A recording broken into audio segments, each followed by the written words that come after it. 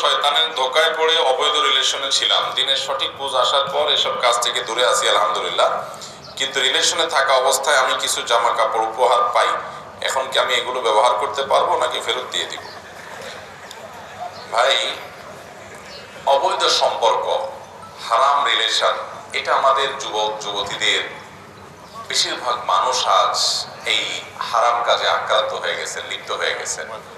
এটা জেনা, হারাম কোন সম্পর্ক, বিবাহ বহির্ভূত সম্পর্ক করা, এটার নাম কি?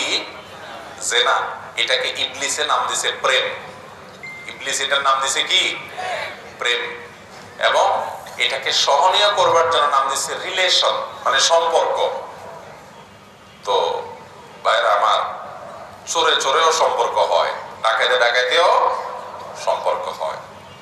তো বিবাহ বহির্ভূত সম্পর্ক, এটা সম্পর্ক বা রিলেশন, প্রেম, নাম যাই দেন না কেন, এটা অবশ্যই জঘন্য গুনাহ এবং হারাম কাজ। মনে রাখবেন, বনি ইসরাইলের ব্যাপারে নবী সাল্লাল্লাহু আলাইহি ওয়াসাল্লাম বলেছেন, ইহুদি জাতির প্রতি সর্বপ্রথম ফিতনা ছিল এই নারীর ফিতনা, অর্থাৎ ছেলেরা অবৈধ সম্পর্কে মেয়েদের সাথে জড়ায় যাবে। এটা দিয়ে তার ঈমান, আমল, ইবাদত, বন্দেগী, আল্লাহমুখিতা, আখিরাত মুখিতা সব বরবাদ হয়ে যাবে। একটা পুরুষের ঈমানি চেতনা ধ্বংস করার জন্য একটা অবৈধ সম্পর্ক যথেষ্ট, একটা মহিলারও সেম। ভাইরা আমার, এই জন্য দেখবেন ইবলিস অন্য কোনটার প্রতি আপনাকে এতটা আকর্ষণ করবে না যত বেশি এদিকে আকৃষ্ট করবে।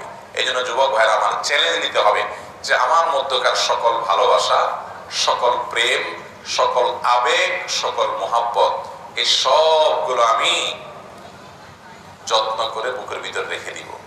কার জন্য? বউয়ের জন্য। বুঝতে পারছেন?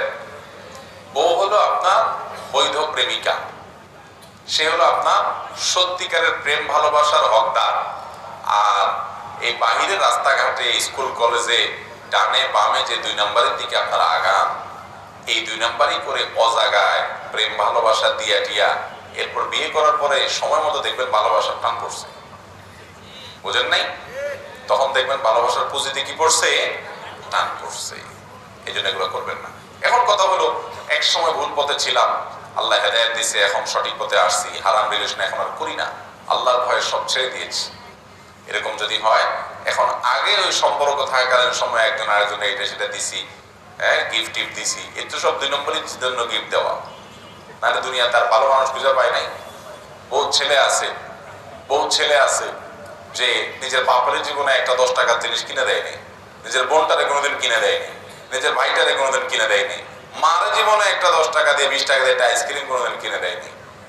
ওই কোথাকার কোন মেয়ের সাথে হারাম সম্পর্ক করলে এর বাদামা খাওয়ায়, চটপটিও খাওয়ায়, এবং চাইনিজও খাওয়ায়, ফুচকাও খাওয়ায়, এটাও কিনে দেয়, সেটাও কিনে দেয়। বাপখানা এমন যে উনি অনেক কিছু করে ফেলবে। এই বকিল অন্যকে দেওয়া তো দূরের কথা, নিজে অনেক সময় খায় না, কিন্তু এই মেয়ের জন্য খরচ করে। আছে না নাই? ঠিক একই কথা বিপরীত দিক থেকে আছে। ভাইরা আমার, এটা যৌবনের ভ্রম, যৌবনের পাগলামি। এই পাগলামিটা একটা সময় থাকবে না, শুধু আফসোসটা থেকে যাবে। কোনটা থেকে যাবে? আল্লাহর কসম করে বলি যুবক ভাইরা আমার, যৌবনে যে যৌবনকে নোংরামি দিয়ে আপনি পরিপূর্ণ করে ফেলছেন, আপনার এই যৌবনের পাগলামি, এই জেনা ব্যভিচারের খায়েশ, এটা চিরকাল থাকবে না। একটা সময় এগুলো চলে যাবে মাথা থেকে।